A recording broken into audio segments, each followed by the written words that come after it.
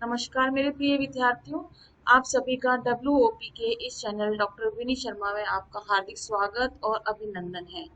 आज हम कक्षा 12 का प्रथम पुस्तक समकालीन विश्व में राजनीति का अध्ययन करेंगे, जिसमें हमारा पहला अध्याय है शीत युद्ध का दौर। प्रिय विद्यार्थियों, जैसा कि आपको विदित है कि शीत युद्ध का दौर दो देशों के मध्य चला था, सोवियत संघ और संयुक्त राज्य अमेरिका।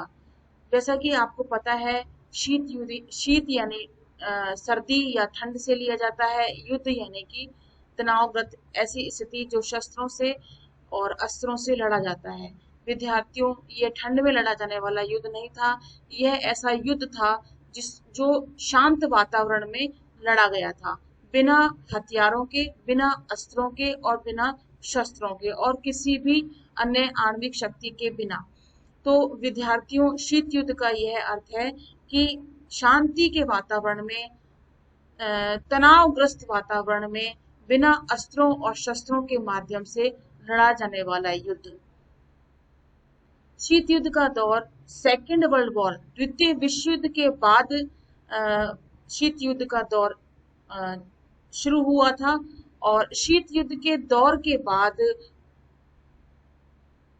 कितनी ऐसी परिस्थितियां आई, कैसे कितने ऐसे परिवर्तन हुए अंतर्राष्ट्रीय राजनीति में, वह सभी हम इस पुस्तक में देखने का प्रयास करेंगे। इस पुस्तक को इस अध्याय से इसीलिए प्रारंभ किया गया है कि शीत युद्ध के दौर के बाद किस तरीके से समय परिवर्तित हुआ, परिस्थितियां परिवर्तित हुई, अंतर्राष्ट्रीय राजनीति जो है वह परिवर्तित हुई। शीत युद्ध का दौर दो ध्रुवीय विश्व पर आधारित अंतर्राष्ट्रीय परिस्थितियों को बताता है। लेकिन शीत युद्ध के दौर के बाद जो परिस्थितियां उत्पन्न हुई, वो एक ध्रुवीय विश्व में किस प्रकार से परिवर्तित हुई, इस अध्याय के माध्यम से हम जानने का प्रयास करेंगे। तो विद्यार्थियों, शीत युद्ध का दौर हम एक कहानी के माध्यम से, एक कथा के माध्यम से समझने का प्रयास करेंगे। तो ये जो मैंने आपको परिचय बताया, वही परिचय इसमें इस प्रारंभ में प्रस्तावना में आपको बताया गया है, जिसको मैं आपको अभी सुनाती हूँ। यह अध्याय पूरी पुस्तक के लिए एक पूर्व पीठिका मतलब कि अध्याय प्रारंभ होने से पहले जो हमें प्रस्तावना है या कथा है, उसको हम कैसे प्रस्तुत कर रहे हैं, वो शीत युद्ध के दौर के माध्यम से ही हमें पता चलेगा। शीत युद्ध की समाप्ति को समकालीन विश्व राजनीति की शुरुआत की तरह देखा जाता है। यही समकालीन विश्व राजनीति इस पुस्तक की विषय वस्तु है। इसलिए यह उचित है कि हम कहानी की शुरुआत शीत युद्ध की चर्चा से करें। इस अध्याय से यह साफ होगा कि किस तरह दो महाशक्तियां, जो कि संयुक्त राज्य अमेरिका और सोवियत संघ का वर्चस्व शीत युद्ध के केंद्र में था। यह अध्याय हमें विश्व के विभिन्न हिस्सों में शीत युद्ध की समर स्थलियों तक भी ले जाएगा। इस अध्याय में गुटनिरपेक्षता पर इस दृष्टि से विचार किया गया कि किस तरह इसने दोनों राष्ट्रों के दबदबे को चुनौती दी। गुटनिरपेक्ष देशों द्वारा नई अंतर्राष्ट्रीय आर्थिक व्यवस्था स्थापित करने के प्रयास की भी चर्चा की गई। इस अध्याय में ये बताते हुए की गई कि किस तरह इन देशों ने गुटनिरपेक्ष आंदोलन को अपने आर्थिक विकास और राजनीतिक स्वतंत्रता का साधन भी बनाया। अध्याय के अंत में गुटनिरपेक्ष आंदोलन में भारत की भूमिका का मूल्यांकन भी किया गया और यह प्रश्न भी पूछा गया कि भारत के हितों की रक्षा में गुटनिरपेक्षता की नीति किस सीमा तक सफल रही। तो ये पूरा अध्याय हमें यह बताने का प्रयास करता है कि यह दो देशों के मध्य जो युद्ध लड़ा गया, वह युद्ध किस प्रकार का था, किस प्रकृति का था, और इसमें अल्प विकसित और विकासशील देशों ने किस प्रकार की भूमिका दर्ज की, अर्थात गुटनिरपेक्ष देश किस प्रकार से बने और गुटनिरपेक्ष देशों ने अपनी आर्थिक व्यवस्था को और अधिक विकसित करने के लिए किस व्यवस्था को अपनाने का प्रयास किया, जिसे नई अंतर्राष्ट्रीय आर्थिक व्यवस्था भी कहा गया। प्रिय विद्यार्थियों, आप ये दो चित्रों को भली भांति आप देख सकते हैं, जिसमें संयुक्त राज्य अमेरिका और सोवियत संघ द्वितीय विश्व युद्ध के बाद ये दोनों देश किस प्रकार से द्वितीय विश्व युद्ध की भूमि पर झंडा फहराते हुए दिखाई दे रहे हैं। इसमें बताया गया है कि दूसरे विश्व युद्ध के अंत के परिणाम स्वरूप दो महाशक्तियों का उदय हुआ, जो दोनों चित्रों में हम देख सकते हैं। अमेरिकी सैनिक 23 फरवरी 1945 को आइवो जिमा जापान की लड़ाई में अपना झंडा फहराते हुए दिखाई दे रहे हैं, और दूसरा समाजवादी सोवियत गणराज्य के सैनिक मई 1945 में राइस्टेंग बिल्डिंग बर्लिन और जर्मनी पर अपना झंडा फहराते हुए दिखाई दे रहे हैं। अब बात आती है क्यूबा का मिसाइल संकट। यहाँ से ही हम शुरुआत करेंगे किस प्रकार से सोवियत संघ और संयुक्त राज्य अमेरिका में तनाव के बिंदु उभर कर सामने आए। 1967 की अप्रैल में सोवियत संघ के नेताओं को ये चिंता सता रही थी कि अमेरिका साम्यवादियों द्वारा शोषित क्यूबा पर आक्रमण कर देगा और इस देश के राष्ट्रपति फिदेल कास्त्रो का तख्ता पलट हो जाएगा। तो क्यूबा के जो राष्ट्रपति थे उसका नाम क्या रहा था? Fidel Castro. क्यूबा अमेरिका के तट से लगा हुआ एक छोटा सा द्वीपीय देश है। क्यूबा का जुड़ाव सोवियत संघ से था। सोवियत संघ उसे कूटनीतिक तथा वित्तीय सहायता देता था और क्यूबा भी साम्यवादी विचारधारा से ओतप्रोत था।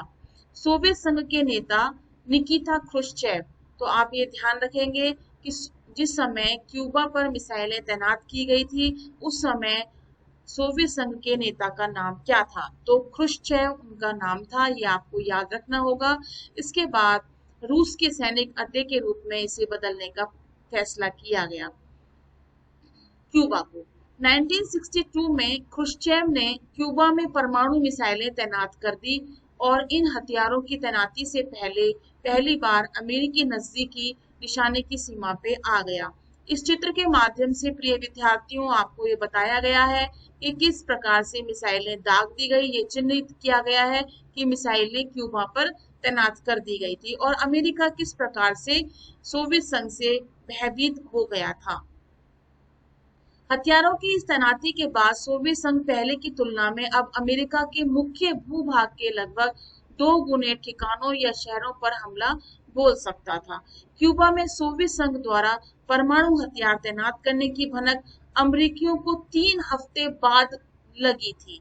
अमेरिकी राष्ट्रपति जॉन एफ कैनेडी, तो उस समय जब क्यूबा पर मिसाइलें तैनात की गई थी उस समय अमेरिका के राष्ट्रपति कौन थे? यह भी आपको याद रखना होगा, जॉन एफ कैनेडी। और उनके सलाहकार ऐसे कुछ भी करने से हिचकिचा रहे थे जिससे दोनों देशों के बीच परमाणु युद्ध शुरू हो जाए। कहने का तात्पर्य यह है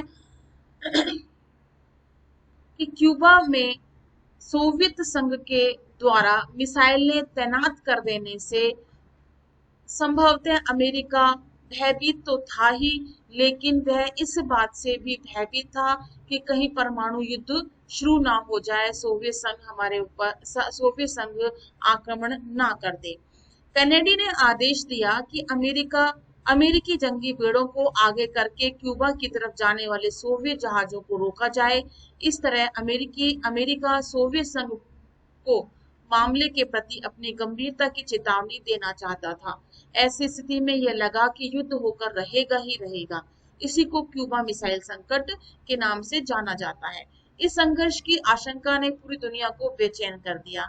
तो विद्यार्थियों, क्यूबा मिसाइल संकट क्या होता है? तो इससे हमें यह उत्तर हमें मिलता है इसमें कि सोवियत संघ ने किस प्रकार से क्यूबा पर मिसाइलें तैनात की थी। क्यूबा जो है अमेरिका का बिल्कुल निकटवर्ती द्वीपीय समूह था और किस प्रकार से अमेरिका सोवियत संघ से भयभीत हुआ, और ये सभी उत्तर क्यूबा के मिसाइल संकट में आपको देना होगा। इस संघर्ष की आशंका ने पूरी दुनिया को बेचैन कर दिया था और यह टकराव कोई आम युद्ध नहीं होता। अंततः दोनों पक्षों ने युद्ध टालने का फैसला किया और दुनिया ने चैन की सांस ली। कहने का तात्पर्य यह है, दोनों पक्ष सोवियत संघ और संयुक्त राज्य अमेरिका दोनों ने ही इस प्रकार के अंतर्द्वंद को और इस प्रकार की आशंका को टालने का प्रयास किया। वो इसलिए प्रयास किया कि सभी देश या सोवियत संघ और संयुक्त राज्य अमेरिका के अलावा सभी देश जो है बेचैन थे, कहीं तृतीय विश्व युद्ध ना हो जाए, इसीलिए इसे टालने का प्रयास किया गया। सोवियत संघ के जहाजों ने या तो अपनी गति धीमी कर ली या वापसी का रुख लिया। क्यूबा मिसाइल संकट शीत युद्ध का चरम बिंदु था। शीत युद्ध सोवियत संघ और अमेरिका तथा इनके साथी देशों के बीच प्रतिद्वंदिता, तनाव और संघर्ष की एक श्रृंखला के रूप में जारी रहा। सौभाग्य से इन तनावों और संघर्षों ने युद्ध का रूप नहीं लिया, यानी इन दो देशों के बीच कोई पूर्णव्यापी रक्त रंजित युद्ध नहीं छिड़ा। विभिन्न इलाकों में युद्ध हुए। दोनों महाशक्तियां और उनके साथी देश इन युद्धों में संलग्न रहे। वे क्षेत्र विशेष के अपने साथी देश के मददगार बने, लेकिन दुनिया तीसरे विश्व युद्ध से बच गई। शीत युद्ध सिर्फ जोर आजमाइश, सैनिक गठबंधन अथवा शक्ति संतुलन का मामला नहीं था, बल्कि इसके साथ साथ विचारधारा के स्तर पर भी एक वास्तविक संघर्ष जारी था। यह विचारधारा से विद्यार्थियों यह तात्पर्य लिया गया है कि संयुक्त राज्य अमेरिका उदारवादी पूंजीवादी विचारधारा का अग्रसर था। सोवियत संघ साम्यवादी और समाजवादी विचारधारा का अग्रसर था। ये दोनों ही महाशक्तियां अपनी अपनी विचारधारा का प्रभाव पूरे विश्व में फैला देना चाहती थी। विचारधारा की लड़ाई इस बात को लेकर थी कि पूरे विश्व में राजनीतिक, आर्थिक और सामाजिक जीवन को सूत्रबद्ध करने का सबसे बेहतर सिद्धांत कौन सा है, मतलब सबसे उपयुक्त सिद्धांत कौन सा है, क्या उदारवादी है या समाजवादी है। पश्चिमी गठबंधन का अगुवा अमेरिका था और यह गुट उदारवादी लोकतंत्र और पूंजीवाद का समर्थक था। पूर्वी गठबंधन का अगुवा सोवियत संघ था और इस गुट की प्रतिबद्धता समाजवाद तथा साम्यवाद के लिए थी। आप इन विचारधाराओं के बारे में हमने आपको पहले पूर्व की कक्षा में भी अध्ययन करवाया था। शीत युद्ध क्या है? अब हम यहाँ पे विस्तृत तौर से समझेंगे कि शीत युद्ध क्या है। दूसरे विश्व युद्ध का अंत समकालीन विश्व राजनीति का एक महत्वपूर्ण पड़ाव था। सन 1945 में मित्र राष्ट्रों और ध्रुवीय राष्ट्रों के बीच दूसरा विश्व युद्ध की समाप्ति हुई 1939 से 1945 तक। मित्र राष्ट्र तो दूसरे विश्व युद्ध का कार्यकाल भी आपको याद रखना होगा। मित्र राष्ट्रों की अगुवाई कौन कर रहा था? अमेरिका, सोवियत संघ, ब्रिटेन और फ्रांस कर रहे थे। तो आप देखें मित्र राष्ट्रों में कौन थे? अमेरिका और सोवियत संघ दोनों मित्र राष्ट्र थे, लेकिन जब द्वितीय विश्व युद्ध समाप्त हो गया था तो ये ही दोनों राष्ट्र आपस में शत्रु बन बैठे थे। पूरी राष्ट्रों की अगुवाई जर्मनी, इटली और जापान के हाथों में थी। इस युद्ध में विश्व के लगभग सभी ताकतवर देश जो थे शामिल थे। यह युद्ध यूरोप से बाहर के इलाकों में भी फैला और इसका विस्तार दक्षिण पूर्व एशिया, चीन, बर्मा जो अब म्यांमार के नाम से जाना जाता है, भारत के पूर्वोत्तर के हिस्सों में भी था। इस युद्ध में बड़े पैमाने पर जानहानि हुई और धन हानि हुई। 1914 से लेकर 1918 के बीच में पहला विश्व युद्ध हुआ था, लेकिन वह भी बहुत ही दिल दहलाने वाला विश्व युद्ध था। लेकिन दूसरा विश्व युद्ध उससे भी भारी और ज्यादा भारी भरकम युद्ध था और दूसरे विश्व युद्ध की समाप्ति से ही शीत युद्ध की शुरुआत हो गई थी। अगस्त 1945 में अमेरिका ने जापान के 2 शहर हिरोशिमा और नागासाकी पर अणु बम गिराए और जापान को घुटने टेकने ही पड़े। इसके बाद दूसरे विश्व युद्ध का अंत हुआ और परमाणु बम गिराने की अमेरिकी फैसले के आलोचकों का तर्क यह था कि अमेरिका इस बात को जानता था कि जापान आत्मसमर्पण करने वाला है उसके बावजूद भी उन्होंने बम गिराना गैर जरूरी नहीं समझा और संयुक्त राज्य अमेरिका ने जापान पर आत्मसमर्पण करने से पहले ही बम गिरा दिए। इन आलोचकों का यह भी मानना है कि अमेरिका की इस कार्रवाई का लक्ष्य सोवियत संघ को एशिया तथा अन्य जगहों पर सैन्य और राजनीतिक लाभ उठाने से रोकना था। कहने का तात्पर्य यह है कि सोवियत संघ किसी प्रकार से सैन्य सैन्य और राजनीतिक लाभ ना उठा पाए या सोवियत संघ अपनी विचारधारा या अपनी शक्ति का जो प्रभाव है किन्हीं अन्य देशों पर नहीं छोड़ पाए, इसलिए संयुक्त राज्य अमेरिका ने जापान पर अणु बम गिरा करके अपनी शक्ति का प्रदर्शन किया। अमेरिका के समर्थकों का तर्क था कि युद्ध को जल्दी से जल्दी समाप्त करने तथा अमेरिका और साथी राष्ट्रों की आगे की जनहानि को रोकने के लिए परमाणु बम गिराना जरूरी था। विश्व युद्ध की समाप्ति के कारण कुछ भी हो, लेकिन इसका परिणाम यही हुआ कि वैश्विक राजनीति के मंच पर दो महाशक्तियों का उदय हो गया। जर्मनी और जापान बिल्कुल हार चुके थे, उन्होंने आत्मसमर्पण कर लिया था। यूरोप तथा शेष विश्व विध्वंस की मार झेल रहे थे। अब अमेरिका शक, अब अमेरिका और सोवियत संघ विश्व की सबसे बड़ी शक्ति थे। इनके पास इतनी क्षमता थी कि विश्व की किसी भी घटना को प्रभावित कर सकें।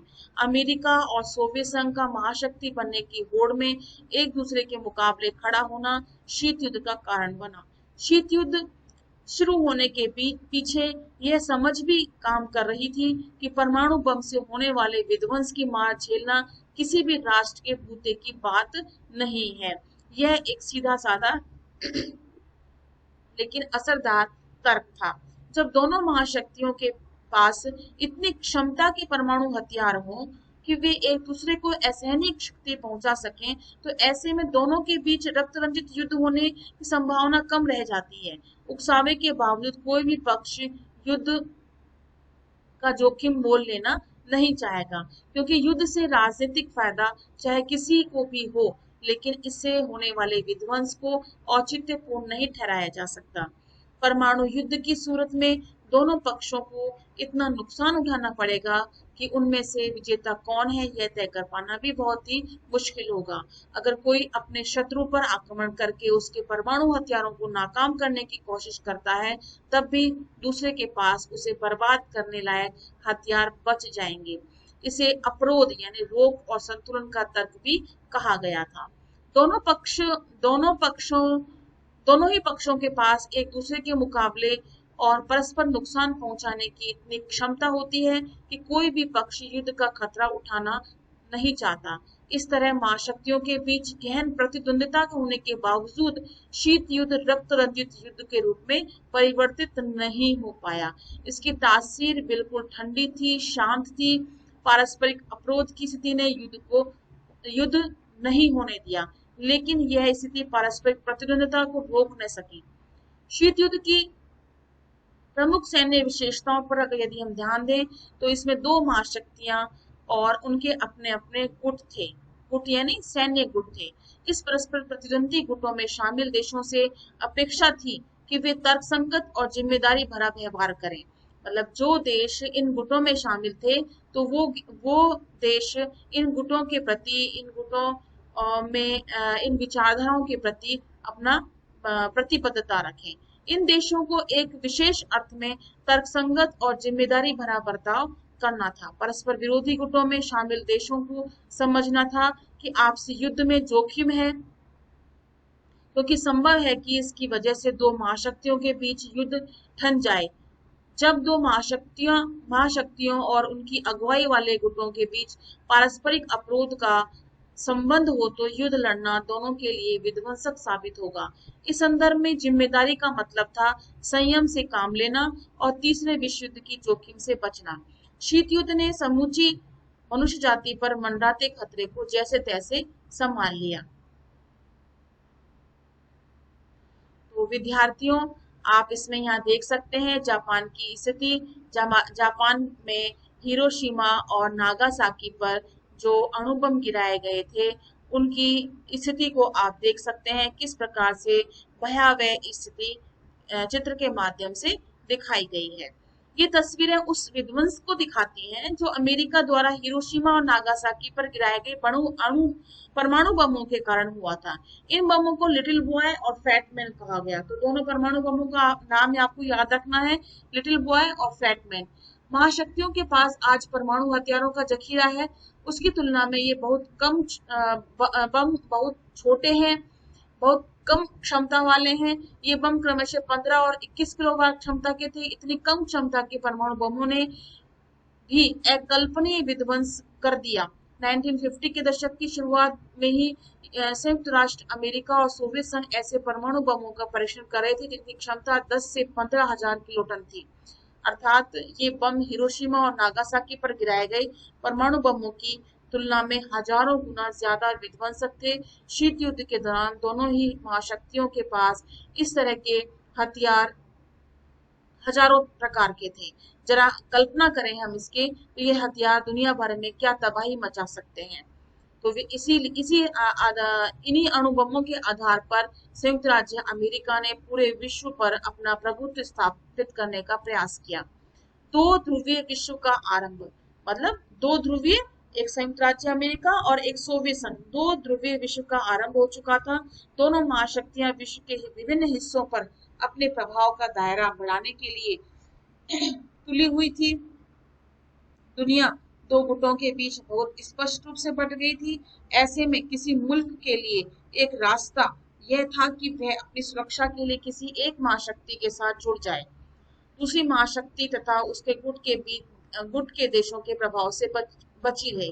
कहने का तात्पर्य यह है कि विश्व जो दो ध्रुवों में विभक्त हो गया था, वो दो ध्रुवों के बीच में बहुत सारे दुनिया के इतने सारे देश थे, वो देश भी इन दोनों गुटों में विभाजित हो जाएं, यानी कि कोई ना कोई एक गुट का सहारा ले ले, एक ना एक गुट के अधीन हो जाए, जिससे कि दूसरी महाशक्ति से उसका बचाव होता रहे।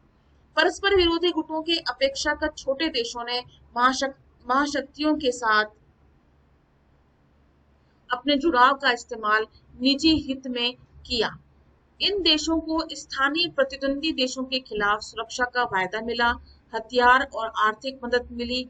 इन देशों की अपने पड़ोसी देशों से होड़ थी। महाशक्तियों के नेतृत्व में गठबंधन की व्यवस्था से पूरी दुनिया ने दो खेमों में बंट जाने का खतरा पैदा हो गया। दो खेमे मतलब दो गुट।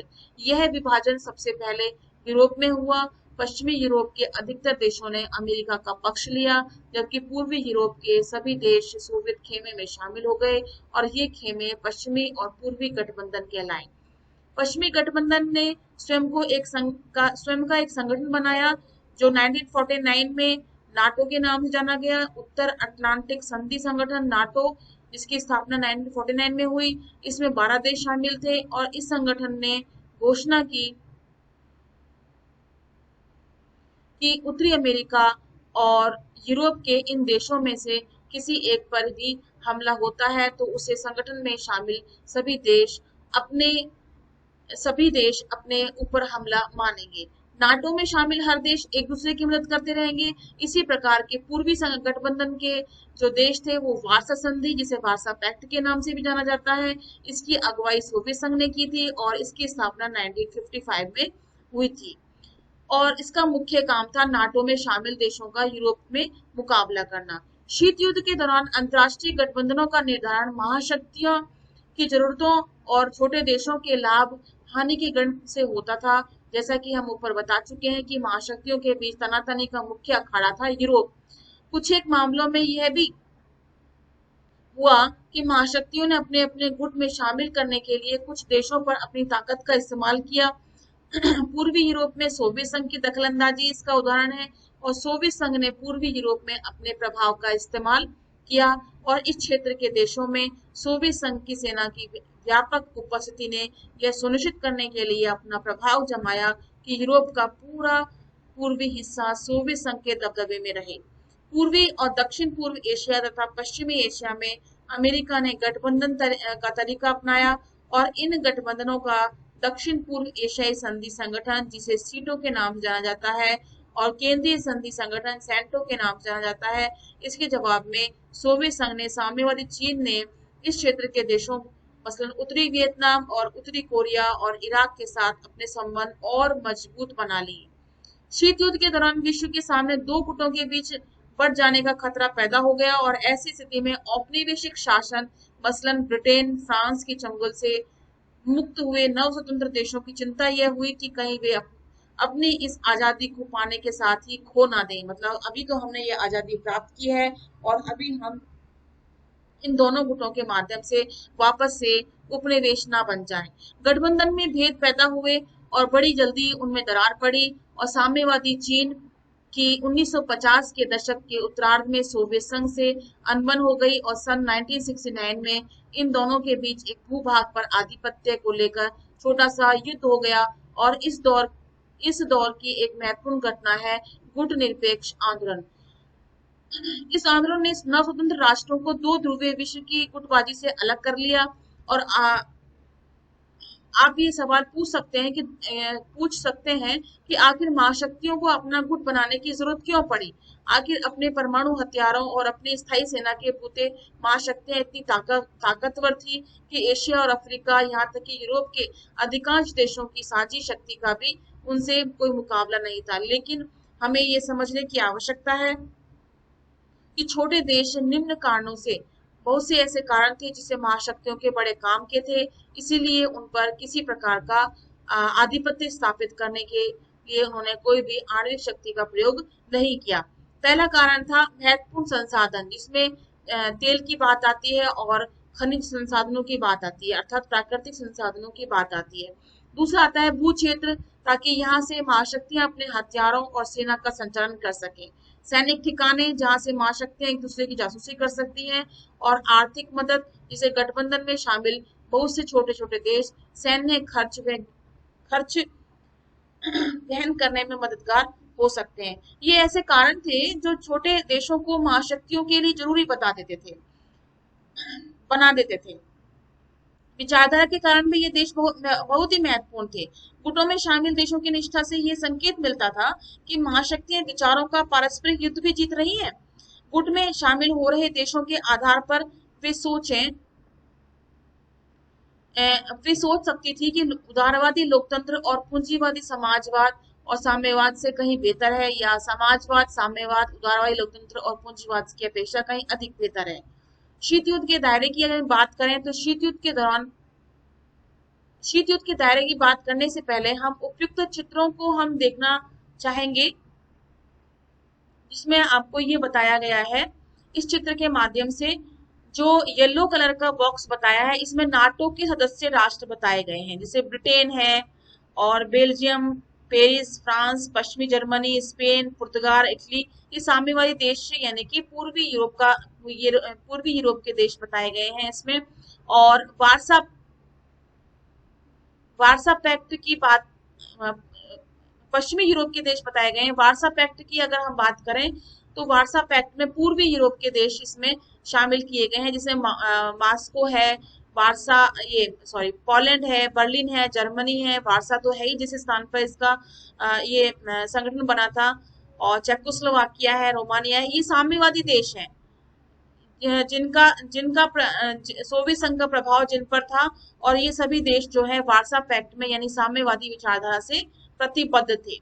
नाटो देश जो थे वो पूंजीवादी विचारधारा से प्रतिबद्ध थे, और वार्सा पैक्ट जो है कि जो देश थे वो साम्यवादी विचारधारा से प्रतिबद्ध थे। उसके बाद अन्य कम्युनिस्ट देशों की भी बात की जाती है, जिसमें यूगोस्लाविया का नाम आता है। और अन्य देशों की बात यदि हम करें तो अन्य देशों में हम ये लाइट ग्रे कलर का हम देख सकते हैं, जिसमें स्विट्जरलैंड है, इसमें ऑस्ट्रिया है और आयरलैंड है, और ये स्टॉकहोम स्वीडन है, फिनलैंड है, इन देशों की बात की जाती है। इसके बाद हमारा दूसरा शीत युद्ध आता है, दूसरा चित्र आता है इसके अंदर। इसमें पहले चित्र में देखो ये बताया गया शीत युद्ध के दौरान यूरोप दो प्रतिद्वंदी गठबंधनों में बंट गया था, ठीक है। और दूसरा चित्र जो हमारा ये आता है, ये देखिए आप, इसमें देखो ये बताया गया है पहली दुनिया।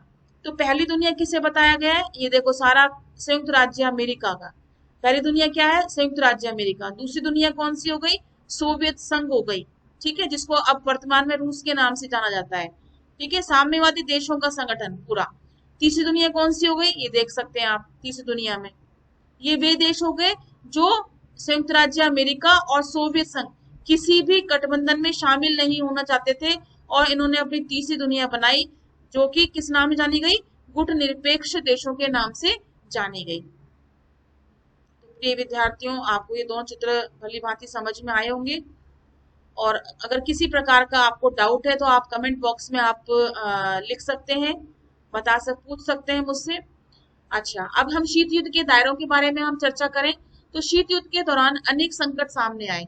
क्यूबा के जिस मिसाइल संकट से हमने इस अध्याय की शुरुआत की थी, वह इनमें से एक था, मतलब एक घटना थी। हमने सभी घटनाओं की चर्चा नहीं की है इसमें।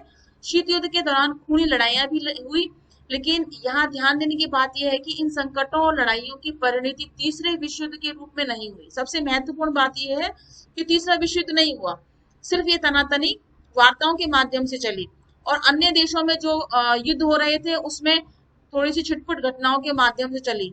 दोनों महाशक्तियां कोरिया 1950 और 53, बर्लिन 1958 और 1962, कांगो 1960 के दशक की शुरुआत में कई अन्य जगहों पर सीधे सीधे मुठभेड़ की स्थिति में आ चुकी थी, लेकिन संकट गिराता गया क्योंकि दोनों में से कोई भी पक्ष पीछे हटने के लिए तैयार नहीं था।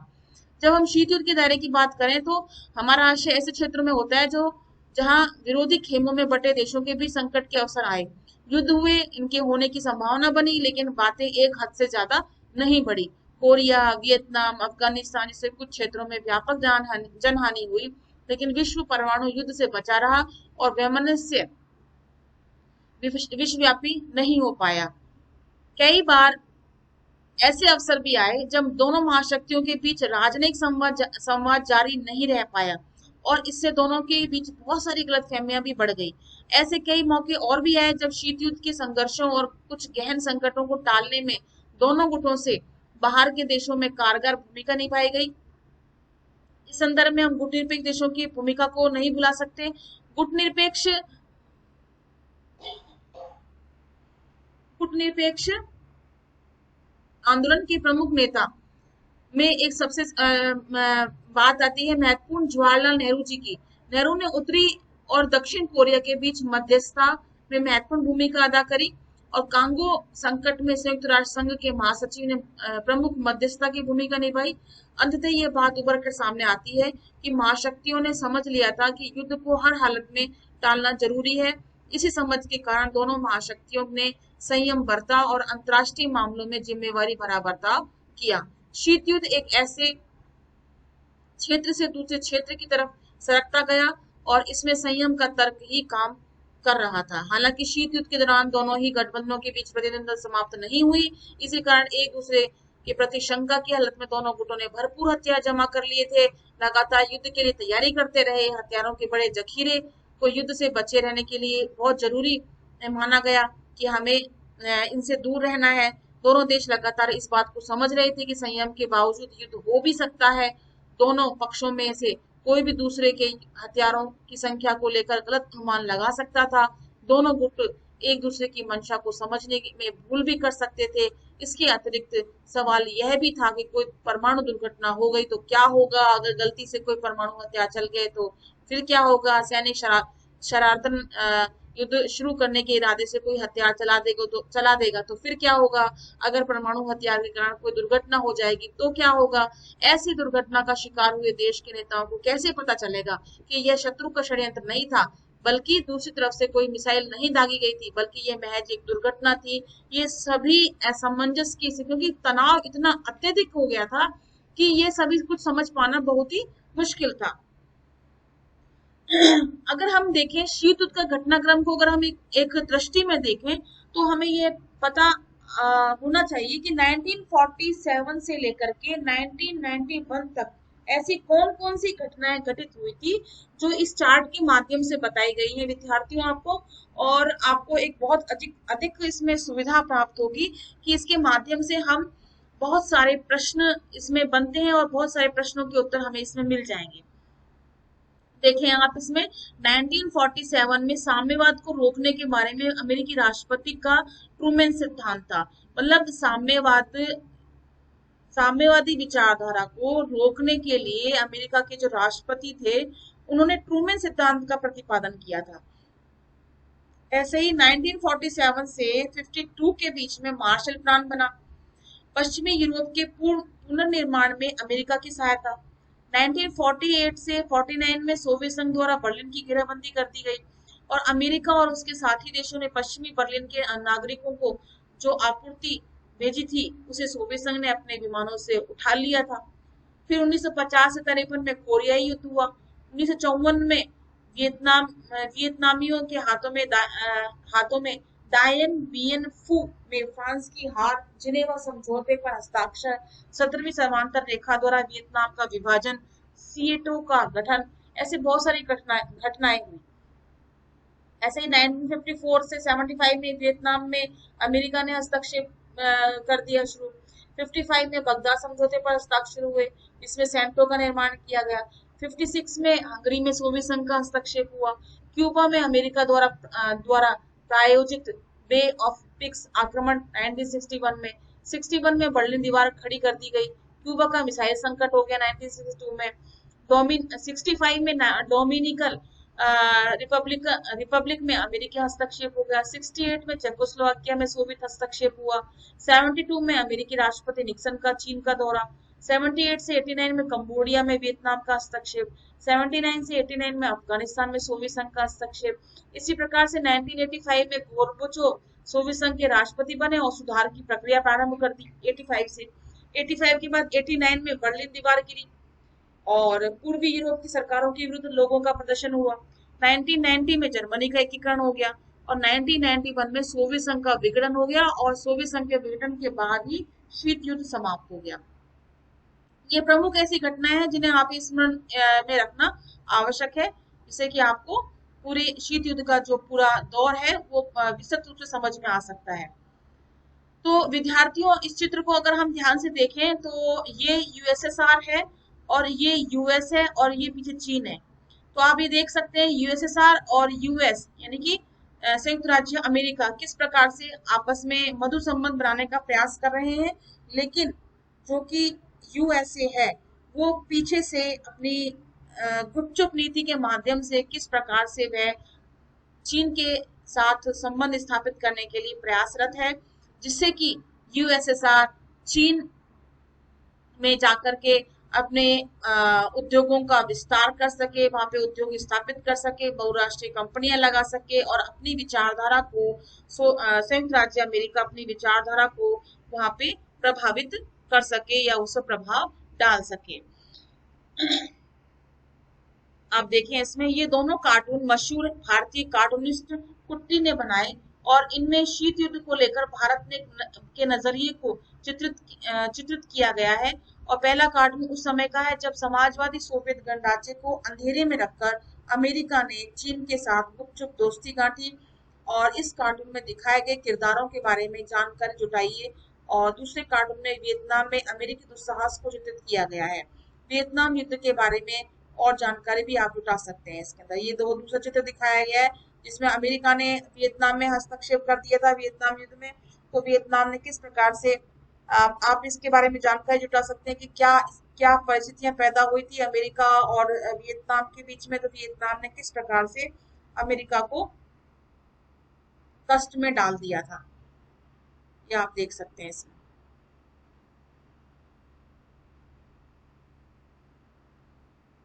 ठीक है, इसके बाद आता है ये हमारा हो चुका था, ये ऊपर पूरा मिसाइल नहीं दागी और बल्कि यह महज एक दुर्घटना थी। ठीक है, इसके बाद आता है हमारा कि इस कारण समय रहते अमेरिका और सोवियत संघ ने कुछ आणविक और अन्य हथियारों को सीमित या समाप्त करने के लिए आपस में सहयोग करने का फैसला किया और दोनों महाशक्तियों ने फैसला किया कि अस्त्र नियंत्रण और हथियारों की होड़ पर लगाम कसी जा सकती है और उसमें स्थायी संतुलन लाया जा सकता है। ऐसे प्रयास की शुरुआत सन 1960 के दशक के उत्तरार्ध में हुई और एक दशक के भीतर दोनों पक्षों ने में तीन समझौते किए जो कि इस प्रकार थे: परमाणु परीक्षण प्रतिबंध संधि, परमाणु अप्रसार संधि, परमाणु प्रक्षेपास्त्र परिसीमन संधि, एंटी बैलिस्टिक मिसाइल ट्रीटी। इसके बाद महाशक्तियों ने अस्त्र परिसीमन के लिए वार्ताओं के कई और दौर भी किए और हथियारों पर अंकुश लगाने का प्रयास किया और बहुत सारी संधियां भी की। अब इसके बाद आता है दो ध्रुवीयता को चुनौती, गुटनिरपेक्ष आंदोलन की बात आती है, जिसमें आप देख सकते हैं आप यहाँ चित्र में जोसेफ ब्रास टीटो और ये नेहरू जी के बारे में इनका कार्यकाल बताया गया है और किस प्रकार से इसमें इनका दूसरे विश्व युद्ध में क्या क्या भागीदारी थी इसके बारे में बताया गया है। और आप ये देखें कि टीटो, नेहरू और नासिर, इन सभी का योगदान दूसरे गुटनिरपेक्ष आंदोलन को बनाने में था या गुटनिरपेक्ष संगठन को बनाने में था। हम देख चुके हैं कि किस तरह शीत युद्ध की वजह से विश्व दो प्रतिबंधी गुटों में बंट रहा था। इसी तरह संदर्भ में गुटनिरपेक्षता ने एशिया और अफ्रीका, लातीनी अमेरिका के नव स्वतंत्र देशों का एक तीसरा विकल्प दिया और यह विकल्प था दोनों महाशक्तियों के गुटों से अलग रहने का। गुटनिरपेक्ष आंदोलन की जड़ में यूगोस्लोवाकिया के जोसेफ ब्रास टीटो, भारत के नेहरू जी और मिस्र के गमाल अब्दुल नासिर की दोस्ती थी। इन तीनों ने सन 1956 में एक सफल बैठक भी की और इंडोनेशिया के सुकर्णो और घाना के वामे एनक्रूमा ने इनका जोरदार समर्थन किया। तो विद्यार्थियों, आप इसमें किन किन का नाम याद रखेंगे? टीटो, नासिर और नेहरू जी का, जिन्होंने गुटनिरपेक्ष संगठन को बनाने में महत्वपूर्ण योगदान दिया। उसके बाद 1956 में सुकर्णो और घाना के एनक्रूमा, इन्होंने इनका समर्थन किया। ये 5 नेता आंदोलन के संस्थापक कहलाए और पहला गुटनिरपेक्ष सम्मेलन सबसे पहले 1961 में बेलग्रेड में हुआ। तो ये भी आपको याद रखना होगा विद्यार्थियों कि पहला गुटनिरपेक्ष सम्मेलन कहाँ पे आयोजित किया गया? 1961 में बेलग्रेड में हुआ। इस सम्मेलन में क्या बातें महत्वपूर्ण थी? बातें ये महत्वपूर्ण थी कि इन 5 देशों के बीच सहयोग, शीत युद्ध का प्रसार और इसके बढ़ते हुए दायरे, मतलब इसके क्षेत्र को बढ़ाना है, जो क्षेत्र जो बढ़ता जा रहा है उसको कम करना, अंतर्राष्ट्रीय फलक पर बहुत से नव स्वतंत्र अफ्रीकी देशों का नाटकीय उदय और 1960 तक संयुक्त राष्ट्र संघ में 16 नए अफ्रीकी देश बतौर सदस्य शामिल हो चुके थे 1960 तक। और पहले गुटनिरपेक्ष सम्मेलन में 25 सदस्य देश थे।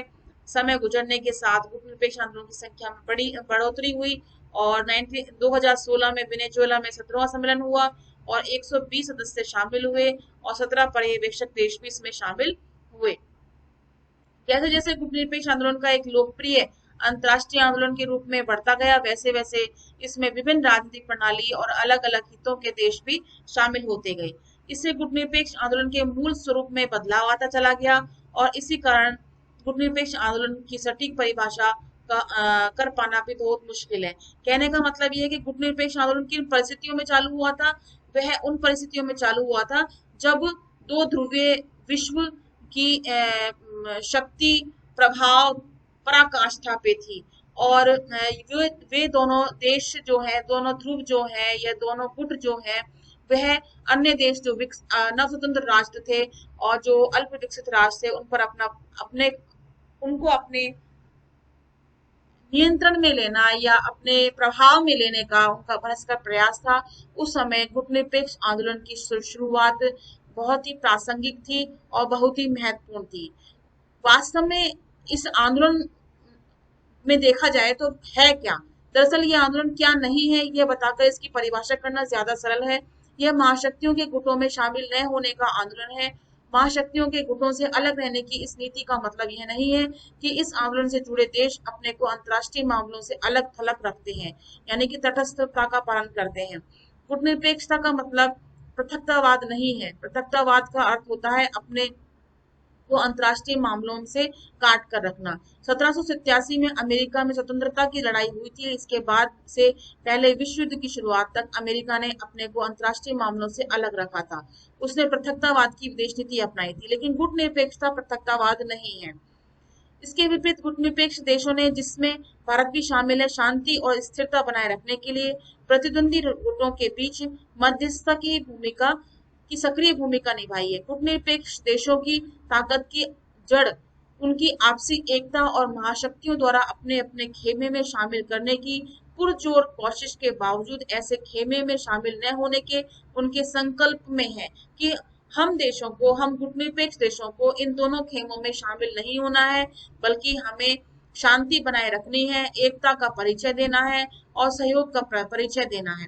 गुटनिरपेक्षता का अर्थ तटस्थता का धर्म निभाना भी नहीं था। तटस्थता का अर्थ होता है मुख्यतः युद्ध में शामिल न होने की नीति का पालन करना। तटस्थता की नीति का पालन करने वाले देश के लिए यह जरूरी नहीं कि वह युद्ध को समाप्त करने में मदद करे। ऐसे देश युद्ध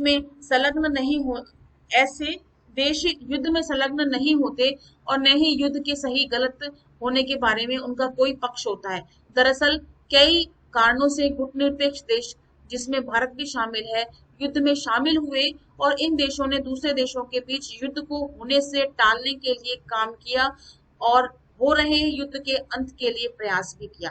कहने का तात्पर्य यह है विद्यार्थियों कि गुटनिरपेक्ष देश, जैसा कि नाम से ही हमें पता चलता है, गुटों से निरपेक्ष रहना, गुटों से पृथक रहना, लेकिन अंतर्राष्ट्रीय गतिविधियों से पृथक नहीं रहना। अंतर्राष्ट्रीय गतिविधियों से तटस्थ नहीं रहना, उनमें भागीदारी, उनमें सहभागिता तो रखना, लेकिन उन गुटों में शामिल नहीं होना, उन सैन्य गुटों में या उन दो खेमों में शामिल नहीं होना, किसी का पक्ष और विपक्ष नहीं करना, बल्कि एक स्पष्ट तरीके से अपने मत को रखना। ये गुटनिरपेक्षता की एक खासियत थी। उसके बाद आता है विद्यार्थियों नव अंतरराष्ट्रीय आर्थिक व्यवस्था। गुटनिरपेक्ष देश शीत युद्ध के दौरान महज मध्यस्थता करने वाला देश भर नहीं थे। गुटनिरपेक्ष आंदोलन में शामिल अधिकांश देशों को अल्प विकसित देश का दर्जा भी मिला था। इन देशों के सामने मुख्य चुनौती सबसे बड़ी थी आर्थिक रूप से ज्यादा विकास करने और अपनी जनता को गरीबी से उबारने की थी। मतलब गुटनिरपेक्ष देश कौन से देश थे? वे देश थे जो कि नव स्वतंत्र हुए थे और यहाँ सबसे बड़ी समस्या क्या थी? यहाँ सबसे बड़ी समस्या थी आर्थिक विकास की, गरीबी से निजात पाने की, गरीबी को दूर करने की। ऐसी समस्याएं यहाँ पे बहुत ज्यादा थी।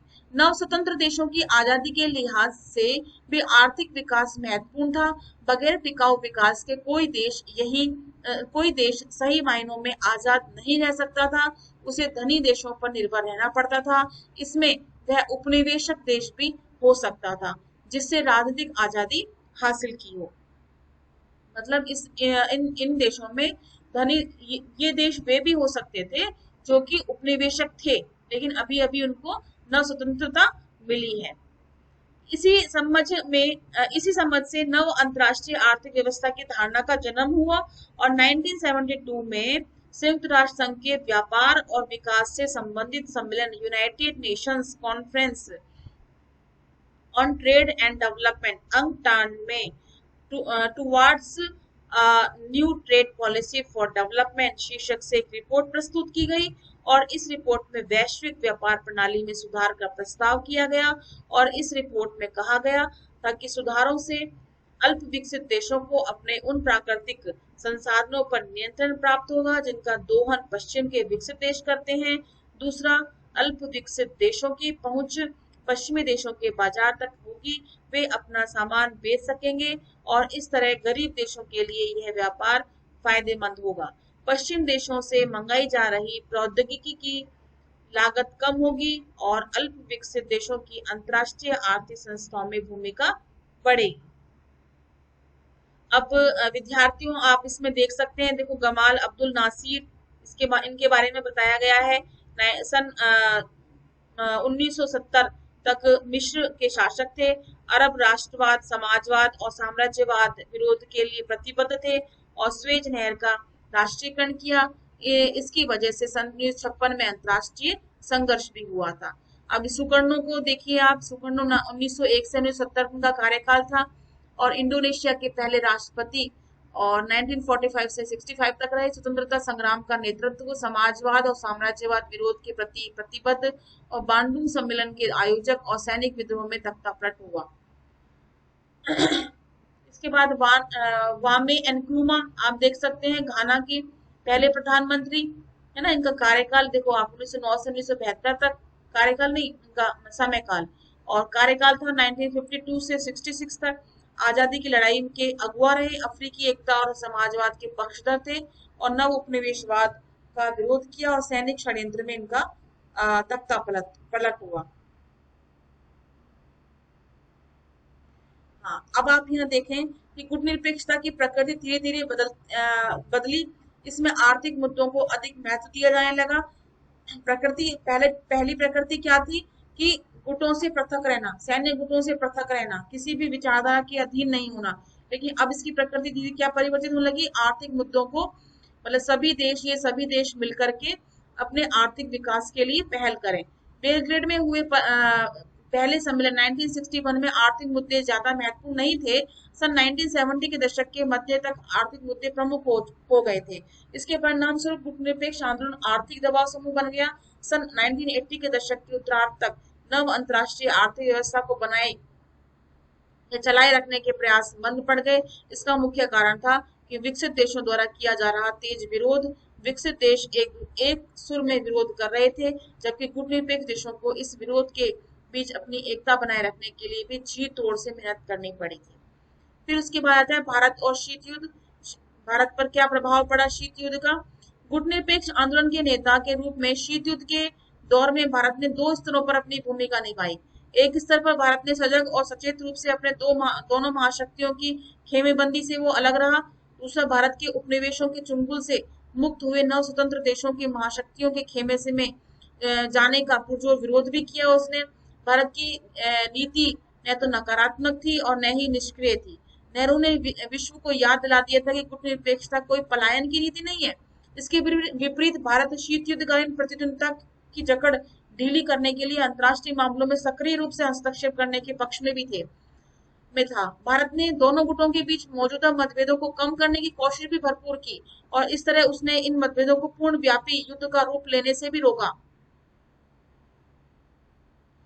और भारत के राजनयिकों और नेताओं का उपयोग अक्सर शीत युद्ध के दौर के प्रतिद्वंदियों के बीच संवाद कायम करने तथा मध्यस्थता करने के लिए हुआ। मिसाल के तौर पर 1950 के दशक के शुरुआती सालों में कोरियाई युद्ध के दौरान यहाँ यह याद रखना भी जरूरी है कि भारत ने गुटनिरपेक्ष आंदोलन में शामिल अन्य सदस्यों को भी ऐसे कामों में संलग्न कर लिया, मतलब सम्मिलित कर लिया। शीत युद्ध के दौरान भारत ने लगातार उन क्षेत्रीय और अंतर्राष्ट्रीय संगठनों को सक्रिय बनाए रखने की कोशिश की जो अमेरिका और सोवियत संघ के खेमे से नहीं जुड़े थे। नेहरू ने स्वतंत्र और परस्पर सहयोगी राष्ट्रों के एक सच्चे राष्ट्रकुल के रूप में गहरा विश्वास जताया, जो शीत युद्ध को खत्म करने में न सही पर उसकी जकड़ ढीली करने में सकारात्मक भूमिका निभाया था। मतलब शीत युद्ध को वो खत्म करने में भले ही सक्सेसफुल नहीं रहा हो, लेकिन उसकी जड़ें उसने ढीली करी और अपनी जो भूमिका थी भारत की, वो सकारात्मक भूमिका को उसने हर संभव प्रस्तुत किया। कुछ लोगों ने माना कि गुटनिरपेक्षता अंतर्राष्ट्रीयता का एक उदार आदर्श है, लेकिन यह आदर्श भारत के वास्तविक हितों से मेल नहीं खाता। यह बात ठीक नहीं है। गुटनिरपेक्षता की नीति ने कम से कम दो तरह के भारत के प्रत्यक्ष रूप से हित साधन किए हैं। पहला था गुटनिरपेक्षता के कारण भारत ऐसे अंतर्राष्ट्रीय फैसले और पक्ष ले सका जिससे उसका हित सरलता हो, न कि महाशक्तियां और उनके खेमे के देशों का। मतलब गुटनिरपेक्षता में शामिल होने से या गुटनिरपेक्षता को बनाने के बाद एक पक्ष हमारा यह बना कि अंतर्राष्ट्रीय फैसले लेने में हम अपना हित साध सकते हैं, किसी अन्य खेमे का या किसी गुट का नहीं। दूसरा, भारत हमेशा इस स्थिति में रहा कि एक महाशक्ति उसके खिलाफ जाए तो वह दूसरी महाशक्ति के करीब आने की कोशिश करे। अगर भारत को महसूस हो कि महाशक्तियों में से कोई उसकी अनदेखी कर रहा है तो अनुचित दबाव डाल रहा है, तो वह दूसरी महाशक्ति की तरफ अपना रुख कर सकता था। दोनों गुटों में से कोई भी भारत को लेकर न तो बेफिक्र हो सकता था और न ही धौंस जमा सकता था। इसलिए वे दोनों गुटों से बिल्कुल ही तटस्थ था, निष्क्रिय था। भारत की गुटनिरपेक्षता की नीति की कई कारणों से आलोचना भी की गई है और हम यहाँ ऐसी दो आलोचनाओं पर हम चर्चा कर सकते हैं। आलोचना का ये एक तर्क यह है कि भारत की गुटनिरपेक्षता सिद्धांत विहीन कहा गया है। कहा जाता है कि भारत अपने राष्ट्रीय हितों को साधने के नाम पर अक्सर महत्वपूर्ण अंतर्राष्ट्रीय मामलों पर कोई सुनिश्चित पक्ष लेने में से बचता रहा है, मतलब पीछे हटता रहा है। आलोचकों का दूसरा तर्क यह भी था कि भारत के व्यवहार में स्थिरता नहीं है। कई बार भारत की स्थिति विरोधाभासी भी रही है। महाशक्तियों के खेमों में शामिल होने पर दूसरे देशों की आलोचना करने वाले भारत ने स्वयं 1971 के अगस्त में सोवियत संघ के साथ आपसी मित्रता की संधि पर भी हस्ताक्षर किए थे। विदेशी पर्यवेक्षकों ने उसे भारत का सोवियत खेमे में शामिल होना भी माना। भारत की सरकार का दृष्टिकोण यह था कि बांग्लादेश संकट के समय उसे राजनयिक और सैनिक सहायता की आवश्यकता थी। यह संधि उसे संयुक्त राज्य अमेरिका सहित अन्य देशों से अच्छे संबंध बनाने से नहीं रोकती। तो आप विद्यार्थियों, आपको ये ध्यान देना होगा कि संयुक्त राज्य सोवियत संघ और भारत के बीच में आपसी मैत्री संधि सबसे पहले कब हुई? 1971 में। तो ये आपको याद रखना होगा। गुटनिरपेक्षता की नीति शीत युद्ध के संदर्भ में पनपी थी। और दूसरे अध्याय में हम ये पढ़ेंगे कि सन 1990 के दशक की शुरुआती वर्षों में शीत युद्ध के अंत और सोवियत संघ के विघटन जो हुआ था, इसके साथ ही एक अंतर्राष्ट्रीय आंदोलन और भारत की विदेश नीति की मूल भावना के रूप में गुटनिरपेक्षता की प्रासंगिकता तथा प्रभावकारिता में थोड़ी कमी आई। और बहरहाल गुटनिरपेक्षता में कुछ आधारभूत मूल्य और विचार शामिल हैं। गुटनिरपेक्षता इस बात की पहचान करती है कि उपनिवेश की स्थिति से आजाद हुए देशों के बीच ऐतिहासिक जुड़ाव है, और यदि ये देश साथ आ जाए तो एक सशक्त